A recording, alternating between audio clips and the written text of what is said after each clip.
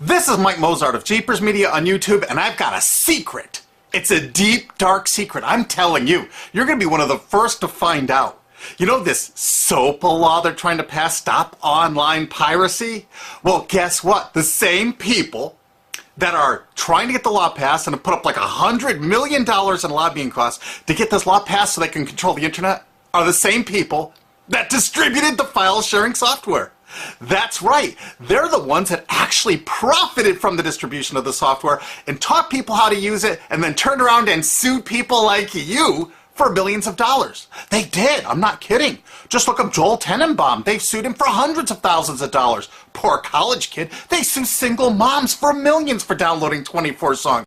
Hey, Google the name Jamie Rasset Thomas. Look at that. They sued and got $1.9 million judgment out of this single mom, and you are next with SOPA. They're going to sue you when SOPA passes. They want to make even a little bit of copyright infringement a felony online.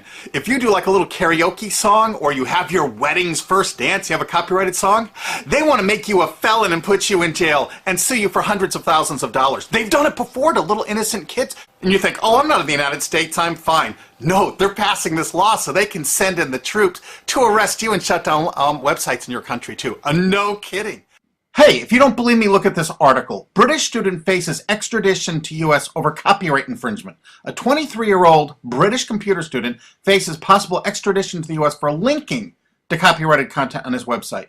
He didn't even post copyrighted material. The student, Richard O'Dwyer, was accused of copyright infringement after setting up a website, TV Shack, which had links to thousands of movies and TV shows, but did not host them. He just linked to them. But our government, under Obama, sent in the U.S. Department of Immigration. They're insisting that the U.K. ship him to the United States so we can put him in prison for 5 years. And what he did is not illegal in the U.K. But our government is insisting, and they may even storm England to get him, to bring him to justice here. They're going to use this to take over the internet and shut down sites like YouTube and Twitter and all your favorites so they can control it, so you have to watch their lame-ass, worthless TV shows. But you know what? I've got the secret to stopping it, and you're going to help me do it, right? Now, don't disappoint me. You got to do your part. Because once the lawmakers find out about this, I think they're going to stop that law. But if you're listening to those hearings, you know, it's all about online piracy, like downloading movies and TV shows and stuff like that. But who do you think, but come here. Who do you think really caused all that piracy, huh? Was it all these kids? No. They needed the tools to do it. Who distributed those tools? Guess who? CBS Television? The CNET division of CBS had almost the exclusive distribution of things like LimeWire, Kazaa, Morpheus, BitTorrent, Azurius, Vooz. CNET, Download.com, and ZDNet are divisions of CBS Interactive, which is owned by CBS Viacom. CNET distributed these little widgets that you would click on those sites. CNET would host the software on their own servers after they've tested it for effectiveness, after their editors approved all the copy and all the pictures, after they tested it thoroughly to make sure it worked perfectly. Then they'd allow it on their site, and they'd give people this widget, because the more downloads that appear on CNET's charts. Because at one time, CNET was a very popular site, and they wanted to be on those charts, so people would say, ooh, the most popular download of the day, I want to be there. Right now you're saying, hey, a lot of other sites had that software besides CNET. Oh, yeah, they did. It was co-branded with CNET. That's right. They made deals where they would distribute their content on sites like AOL, MSNBC, ESPN, Disney'sGo.com. Hey, now it's time to wake up. These SOPA supporters, most of them distributed the file sharing software and taught people how to use it. But before I go on, I have to explain something. File sharing software is perfectly legal. However, under the MGM versus Grokster U.S. Supreme Court ruling, they held that one who distributes a device, you know, the file sharing software, with the object of promoting its use to infringe copyright, as shown by clear expression or other affirmative steps taken to foster infringement, is liable for the resulting acts of infringement by third parties. This is regardless of the device's non-infringing uses. In other words, you can distribute it, but you can't encourage anyone to use it to infringe copyright. And do you know what? CNET and CBS did just that thousands of times. Hey, you SOPA supporting music rights groups, listen up to this. Now here's one of those ESPN Disney CNET co-branded pages. And what do we see here? One of the MP3 Insider file sharing SmackDown tests, something they commonly did for quite a few years. Why did they use Britney Spears and Beatles and known artists? Disney, you put it on your ESPN site for the better part of a decade? Encouraging people to download and copy copyrighted materials? Why did you do it, Disney? Why? It doesn't make any sense. But why would Disney even have their own branded piracy software, branded for Go.com, one of their portals? That's right, the Walt Disney Company that's plowing millions into getting SOPA passed has a ghost of file sharing past. Their own branded file sharing service to get free MP3s branded the Go Network. And they use Scour as one of their search engines, and what do you know? They were suing Scour at the exact same freaking time. They were suing it and using it to help people procure songs. Disney, I thought you supported SOPA. That's right, guys, Disney's one of the key supporters of SOPA. And enjoyed a decade-long distribution deal with CNET for all those downloads. Another one of the key supporters of SOPA, Warner. The Warner Corporation distributed this software through their AOL portal for years and made a bundle doing it. They distributed Kazaa, for God's sakes, BitTorrent. They did them all. AOL? Oh, no, you didn't, AOL, because you were part of Time Warner. They're leading the charge for SOPA. And did you know that the co-founder of CNET, Shelby Bonney, was actually on the board of directors and the chairman of the board of CNET and on the board of directors of Warner Music Group at the same time, distributing all this file sharing software while Warner was actually distributing this material through their AOL portal. It just doesn't make any sense. Why would they do that?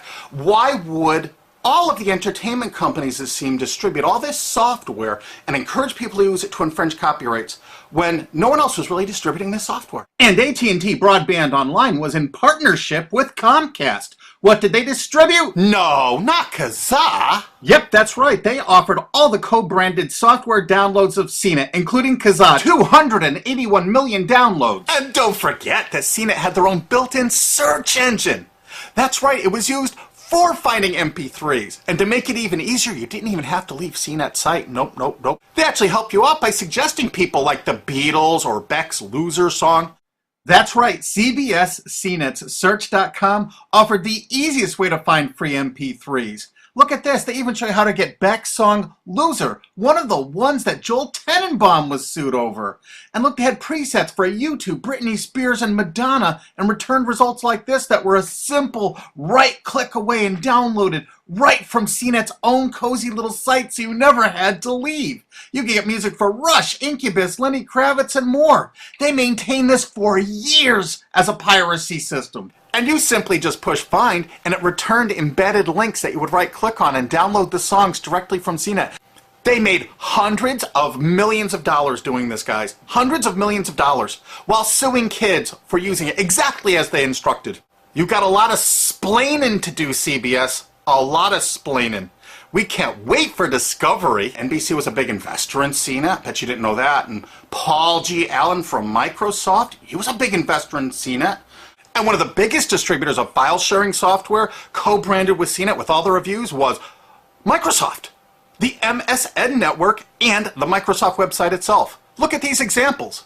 And they co-branded all of CNET's content, including those product reviews, using real songs to find out which was the most effective way to steal the music. Of course, real titles, real names, and they covered Grokster, Morpheus, Kazaa, BitTorrent, everyone. They used known copyrighted songs. They used known copyrighted material to test and show the effectiveness of this software. They left those reviews up for over a decade, linking directly to the software downloads. What do you think the intent was? Can you say inducement? And of course, LimeWire. LimeWire too? And Microsoft also distributed the content directly from Microsoft.com co-branded and made distribution deals for a profit with Kazaa. No way. Well, Microsoft themselves distributed BitTorrent right on their MSN site. They featured it, their proud investment. It's strange how the content licensing partners for BitTorrent just happen to be most of the people supporting SOPA. And they know it was used for piracy. The CNET writers admitted that it was the king of piracy online, that you could use it to procure copyrighted materials. They advertise that fact all the time in their editorial copy with hot links to go download it so you can get the material yourself. And let's not forget that CNET distributed all the DRM removal equipment. That's right, Download.com is a division of CNET. And what they did is they distributed DRM removal software for everything. Blu-ray, video games, just about everything. Now, book publishers are some of the biggest supporters of SOPA because there's a lot of piracy of ebooks going on online.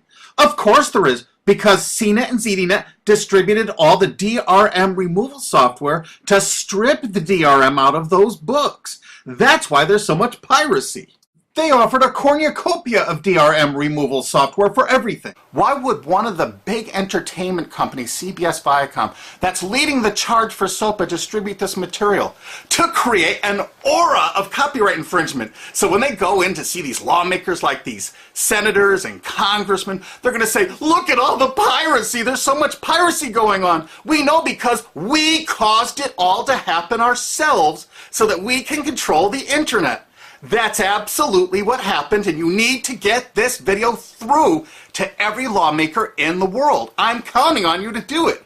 And you think that's not going to make a difference? If those lawmakers see this video and the evidence we have, they're going to say, whoa, these are all the people that sent lobbyists into my office this week about all this piracy. Why the hell have they been distributing this software for a decade as the exclusive distributors?